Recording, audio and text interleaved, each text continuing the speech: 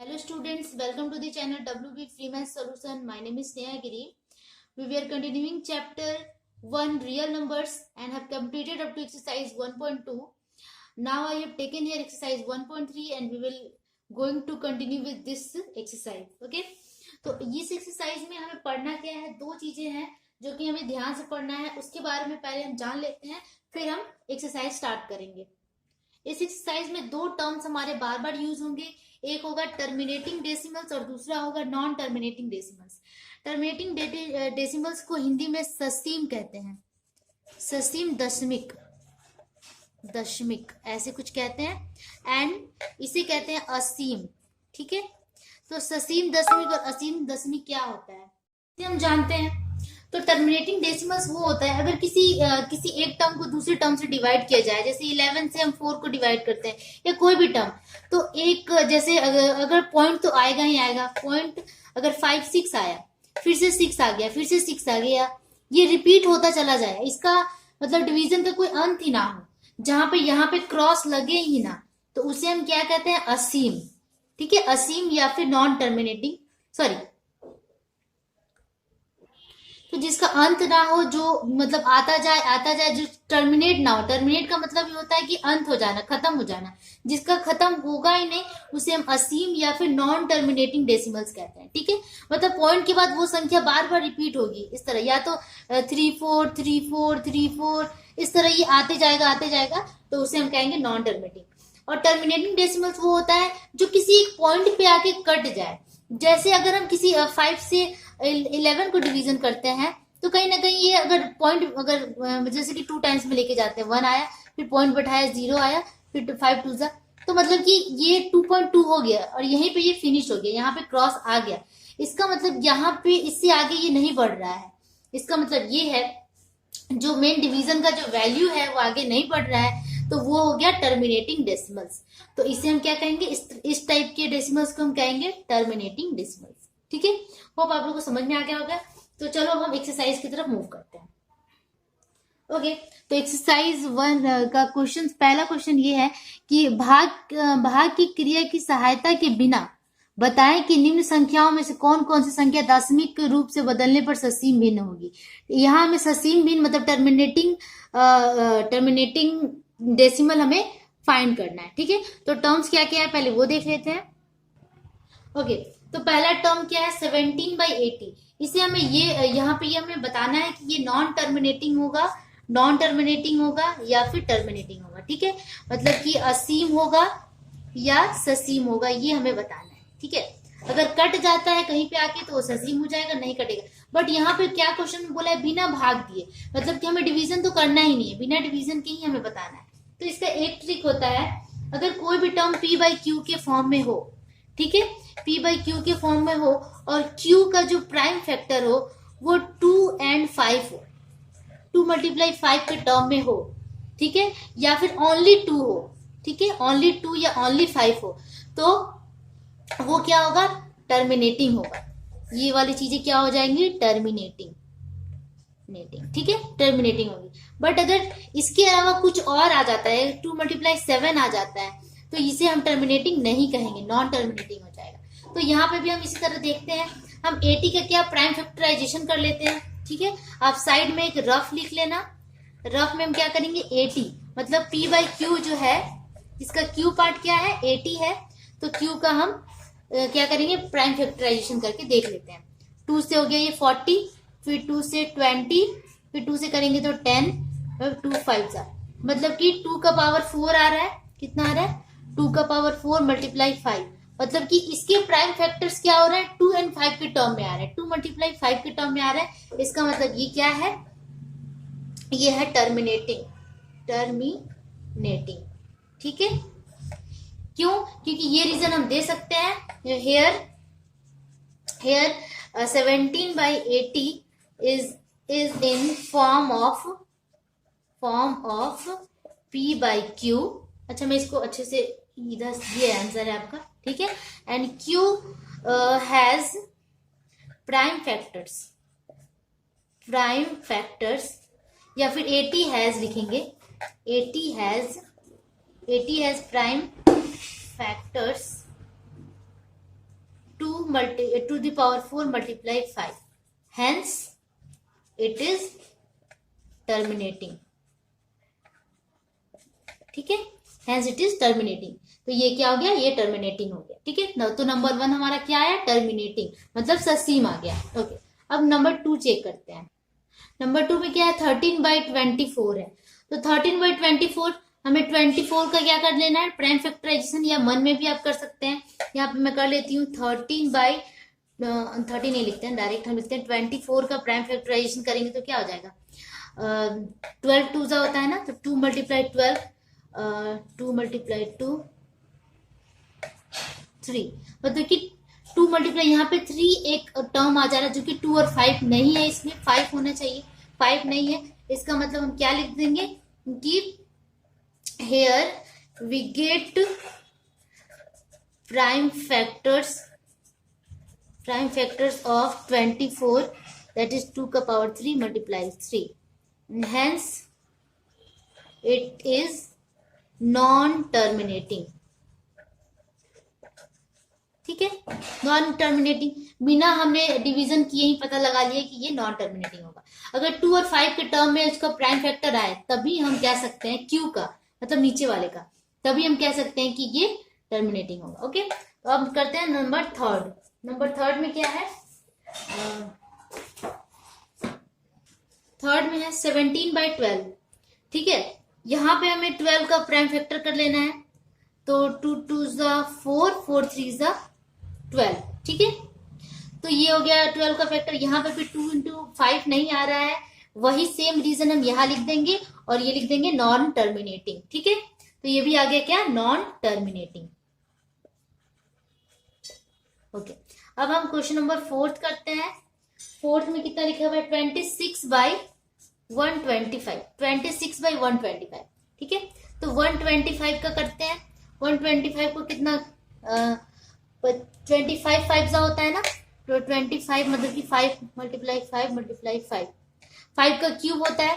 ठीक है, इसका मतलब मैंने बोला था या तो 2 × 5 के टर्म में आना चाहिए या ओनली 2 और ओनली 5 आना चाहिए, तो ओनली 5 में इसका टर्म आ रहा है। ठीक है, इसका जो प्राइम फैक्टर है ओनली 5 के टर्म में आ रहा है, तो लिखेंगे हेंस इट इज टर्मिनेटिंग। अगर आप लोग को मेरी बात पर विश्वास ना हो तो आप लोग डिवीजन करके देख सकते हैं, ये ऑब्वियसली टर्मिनेटिंग ही आएगा। ओके, अब हम करते हैं क्वेश्चन नंबर 5, जो कि लास्ट क्वेश्चन है 5। इसमें क्या है, 4/35, 4/35 ऑब्वियसली नहीं होगा। 35 का अगर हम प्राइम फैक्टराइजेशन करते हैं तो 7 5 35 होता है, जो कि 2 × 5 के टर्म में नहीं आ रहा है, लिख देंगे hence it is non terminating, या फिर नॉन टर्मिनेटिंग भी आप लिख दो तो चल जाएगा। ठीक है, तो ये आपका नॉन टर्मिनेटिंग हुआ। टर्मिनेटिंग कौन कौन से क्वेश्चन का आंसर हुआ, एक तो नंबर 1 और दूसरा हो गया नंबर 4। तो यही आपका 2 आया जो कि टर्मिनेटिंग मतलब कि ससीम आया। ठीक है, क्वेश्चन नंबर 1 का यही 2 आंसर हो गया। ओके, अब नेक्स्ट क्वेश्चन नंबर 2 पे मूव करते हैं।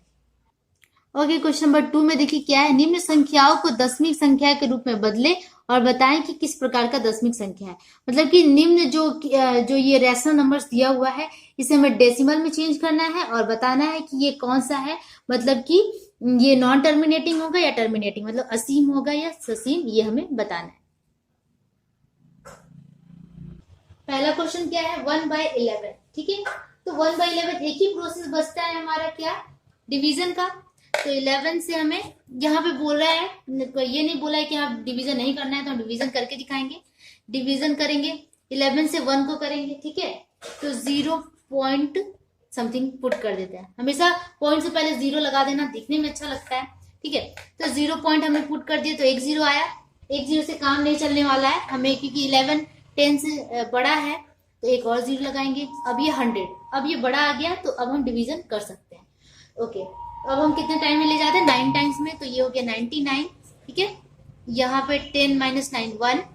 ठीक है, ये 9 9 क्रॉस और यहाँ पे भी क्रॉस। ठीक है, तो 1 आया यहाँ पे। फिर यहाँ पे पॉइंट बैठा हुआ है, एक और 0 पुट कर सकते हैं, लेकिन 1 0 से काम नहीं बनेगा, फिर यहाँ में 0 लगाना होगा, तब एक और 0 लगेगा यहाँ पे। फिर हम 9 टाइम्स में लेके जाएंगे तो फिर से आएगा 99। फिर 10 - 9 1, 9 9 कट गया और यहाँ पे भी 0।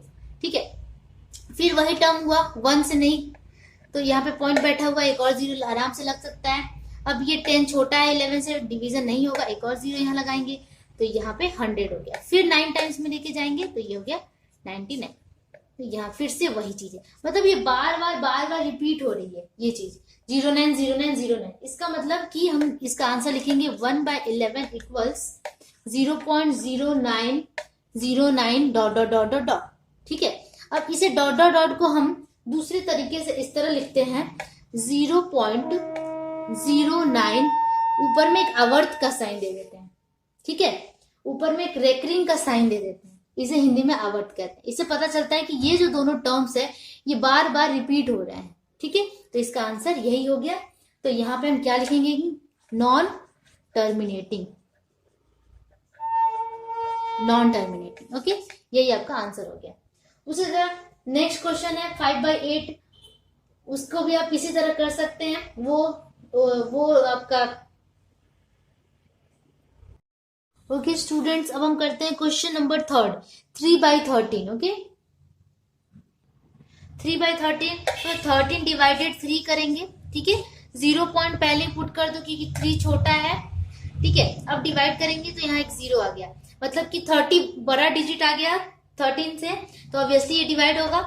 2 टाइम्स में लेके जाएंगे 26। ठीक है, 4 और ये तो क्रॉस हो गया, यहाँ पॉइंट बैठा हुआ है, यहाँ 0 आ जाएगा। अब इसे कितने टाइम्स में ले जाएंगे, 13 3 39 होता है। ठीक है, तो अब इसे हम ले जाएंगे 3 टाइम्स में 39। 10 - 1 9 1, ये क्रॉस। ठीक है, पॉइंट बैठा हुआ, फिर एक 0 आ गया। लेकिन देखो इस 0 के बाद भी 13 से 10 छोटा हो रहा है, तो डिवीजन यहाँ पॉसिबल नहीं है, इसलिए कि यहाँ पे 0 पुट करेंगे तो यहाँ एक और 0 आ गया। अब ये कितना हो गया, 100 हो गया। अब इसे फिर से डिवाइड करेंगे और ऐसा लाना है कि 100 से कम आए, तो 13 7 91 होता है। ठीक है, 10 - 1 9, और ये यहाँ 9 9 कट गया, यहाँ भी क्रॉस। ठीक है, अब देखो 9 आ गया, फिर से पॉइंट बैठा हुआ, एक और 0। ठीक है, अब इसको कितने टाइम्स में लेके जाएंगे, 6 टाइम्स में लेके जाएंगे। 13 6 78। ठीक है, अब इसको माइनस करेंगे तो 2, और यहाँ 8 - 7 1, 12 आ गया। ठीक है, पॉइंट बैठा हुआ, एक और 0 हम पुट कर सकते हैं, 120 हो गया। अब ये, अब इसको हम लेके जाएंगे 9 टाइम्स में। ठीक है, तो 13 9 कितना हो जाता है, 117। ठीक है, अब 10 - 7 3, ये 1 1 क्रॉस, यहाँ भी क्रॉस। ठीक है, ओके, अब आगे फिर इसको लेके अगर जाएंगे, यहाँ पॉइंट पुट पहले से है और यहाँ 30 हम पुट कर दिए। अब देखो ये जो 30 आया, ये 30 यहाँ पे भी था, मतलब कि जहां से हमने स्टार्ट किया था फिर से वही चीज रिपीट हो रहा है और फिर से इतना लंबा जाएगा। इसका मतलब कि रिपीटेशन हो रहा है। ठीक है, यहाँ एंड हो रहा है रिपीटेशन का और यहाँ पे स्टार्ट हो रहा है, तो 2 जगह पे हमारा क्या आ रहा है, नॉन टर्मिनेटिंग पॉइंट आ रहा है। एक तो 2 पे आ रहा है और दूसरा 9 पे आ रहा है ना।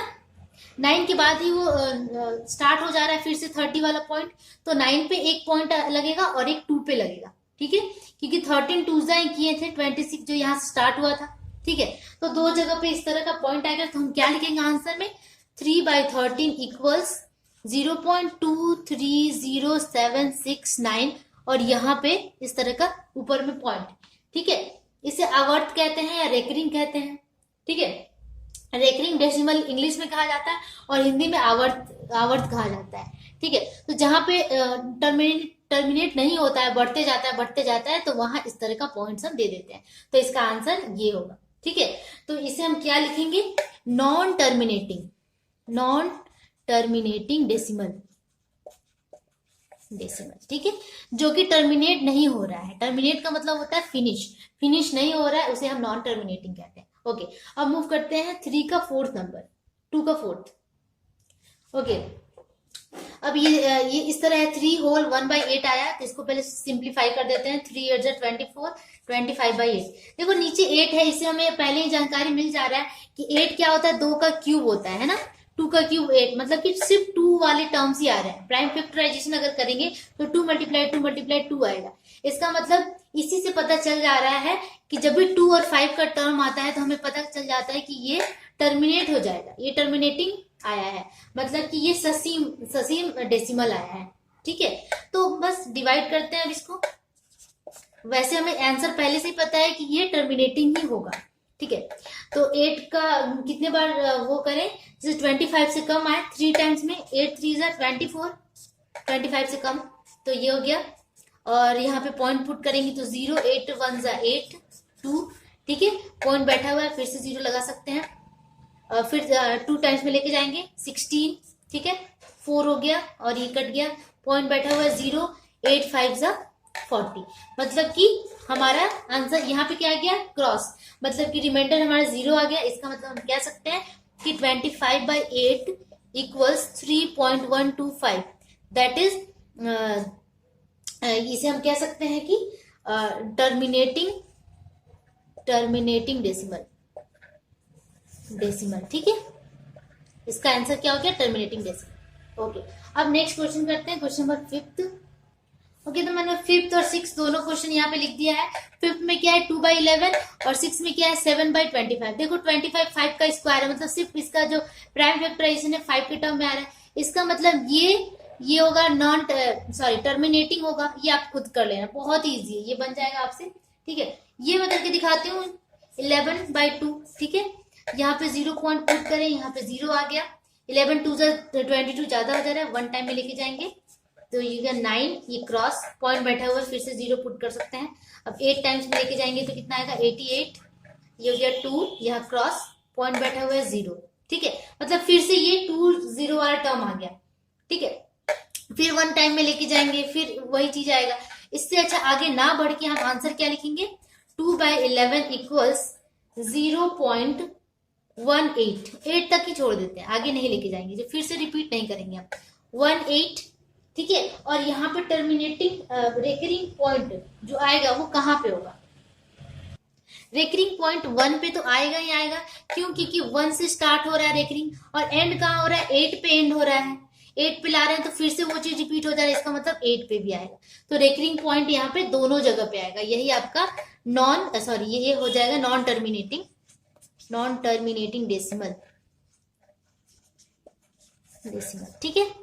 ओके, और 6 नंबर आप खुद से कर लेना, बहुत इजी है, वो बन जाएगा, उसमें टर्मिनेट हो जाएगा, ठीक है, टर्मिनेटिंग डेसिमल आएगा। तो क्वेश्चन नंबर 3 हम नेक्स्ट वीडियो में करेंगे, कि आज के लिए इतना ही काफी है। होप आप लोग को समझ में आया होगा, अगर समझ में आया हो तो प्लीज लाइक का बटन जरूर दबाइए और अपने दोस्त फ्रेंड्स के साथ भी शेयर कीजिए। हमें आपके सपोर्ट की बहुत ज्यादा जरूरत है, क्योंकि हम इतना सारा मेहनत आपके लिए ही कर रहे हैं, आपको भी हमें सपोर्ट करना होगा, दिखाना होगा कि you are there for us. Okay, let's, मैं यहीं पे फिनिश करती हूँ। ओके, तब तक के लिए keep practicing, keep watching and don't forget to hit like and subscribe. Bye bye.